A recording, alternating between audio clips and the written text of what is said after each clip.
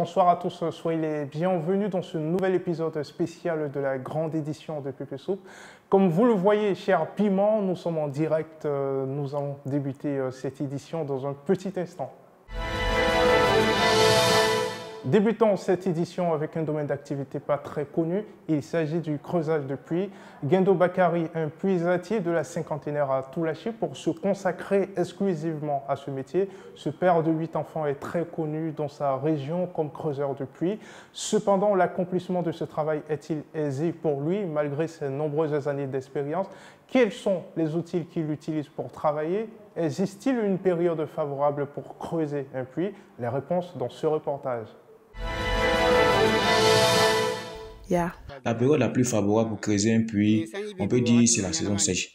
Parce que pendant la saison sèche, là, vrai que c'est dur de creuser, mais quand tu creuses là, si tu tombes sur un point d'eau là, c'est vraiment ça le vrai quoi. Contrairement à la saison des pluies là, où quand tu creuses là, c'est vraiment la terre mou, c'est facile à creuser. Mais quand tu creuses, au fur et à mesure, tu rencontres de l'eau. Soit là, l'eau là, la risque de t'engloutir.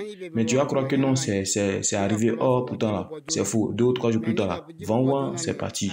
Quand c'est comme ça, c'est un peu compliqué. Donc là, saison sèche, perso. Donc voilà.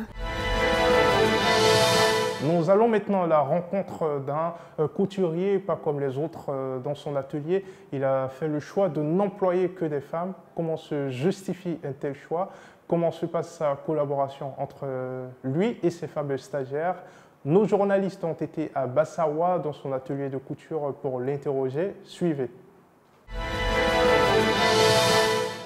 Bon, c'est elle qui s'intéresse à faire des petits métiers, comme la couture, comme ça. Voilà. D'accord. Depuis votre atelier existe, vous n'avez jamais eu un apprenti garçon? Bon, depuis mon atelier existe, il y a eu 2 apprentis garçons, mais ils n'ont pas terminé. Voilà, il y a 2 qui sont sortis pour aller prendre ailleurs, et puis bon, il y a d'autres aussi qui ne savent pas où ils sont.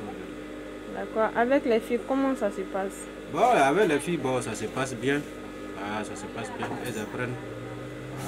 Avec le temps, on voit que ça va.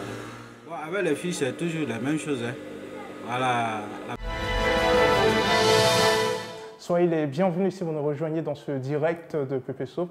Nous parlerons maintenant d'une découverte, le zouglou en Sénoufo. Ça vous dit quelque chose? C'est en tout cas la découverte que nous avons faite à Sinémantiali, dans la région du Poro. Un groupe de jeunes qui ont décidé de former un groupe de chant dénommé Zouglou Espoir.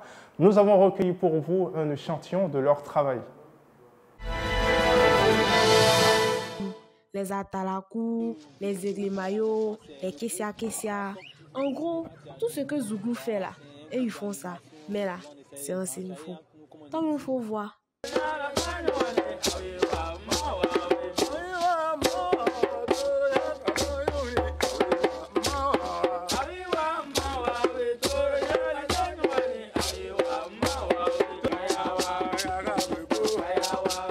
Ponche, vous avez vu, hein?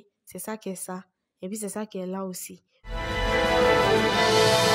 Cette semaine dans Pépé Course, un client a eu cette ultime chance de se faire rembourser tous ses frais d'achat. Découvrons ces phrases de gratitude à notre endroit. Et vos courses vous ont coûté combien, Monsieur Bamba? Ces courses-là m'ont coûté 21 000. Les courses ont fait 21 000 francs. Voilà, 21 000. Monsieur, Pépé Course vous rembourse tout ça. Ah bon? Oui, Pépé Course vous rembourse tout ça. Ah, mais vraiment, le jour de mon anniversaire de ma fille. Et oui, hein, c'est un beau cadeau pour Ouais, l'anniversaire de votre fille. c'est une surprise agréable. Voilà, et je vous en remercie. 10 000, 20 000 francs. Ben, vraiment, je profite de l'occasion, Pépé Course que je découvre aussi, pour dire merci à Pépé Course pour cette initiative. Ça me va droit au cœur, c'est une surprise très agréable. Merci à tous et bon week-end. C'est pas fini. Aussi un t-shirt. Un joli t-shirt. Ah oui, c'est gentil ça. Mais encore un autre merci pour ce que vous... La grande édition, c'est terminé pour aujourd'hui. Toute l'équipe de Pépé Soupe vous souhaite un joyeux Noël. Quant à moi, je vous retrouve la semaine prochaine pour de nouveaux reportages exclusifs. Merci de votre fidélité.